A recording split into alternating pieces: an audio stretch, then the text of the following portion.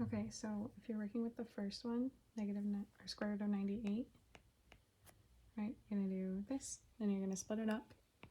So I don't know what 98 is, so I'm going to divide by 2 on my calculator, and I get 49. And then I know 49 is 7 times 7, like that. So I'm going to go ahead and scratch out 49 because I used it up.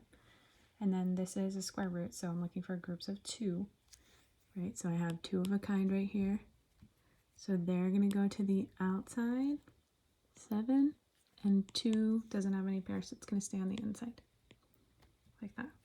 So this is my answer for this problem, which is why that little dude is right there, right? For 27, you were totally right to do 27 like this. And then maybe you broke it into 9 and 3, and then 9 into 3 and 3.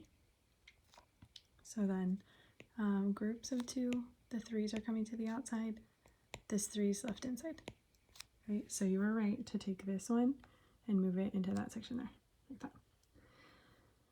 For these other ones, they're already simplified. Like I can't do anything with 5, can't break it down, I can't break down 2, so these must be the problems over here. So I'm going to start with square root of 72, like that. And the numbers, I might do like 8 and 9. You could also just divide by 2 on your calculator.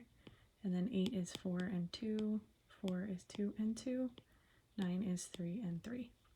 So the 8's gone, the 4's gone, and the 9's gone because I broke them down. I'm looking for groups of 2 again, so I have a group of 2, they're coming to the outside. I have 2 3's, that's coming to the outside. And this 2's left over, so it's staying inside like that.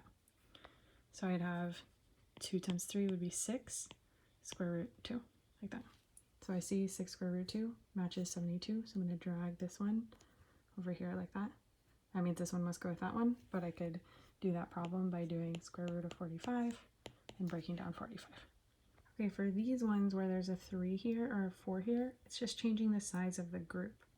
So if I have the cube root of 24, I'm still going to break down 24 exactly the same. So 24, I could divide it by 2 and get 12, divide that by 2 and get 6, divide that by 2 and get 3, like that. Cross out the things that have already been used up or split up. And now, since there's a 3 right here, I have to circle 3 of a kind. So 1, 2, 3 of a kind, like that. So I have 2 left, 2 on the outside, and that 3 left over. So I'm going to write the cube root of 3 left over like that. So I'm going to look at my answers. I see this one matches that one right there. So I'm going to take that and I'm going to drag it up here to match with that one, right?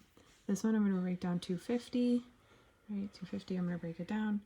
And then these ones are too small, so I'm going to have to find these other big numbers, 81 and 270. That's what I'm going to break down over here. So let's say we'll do 270.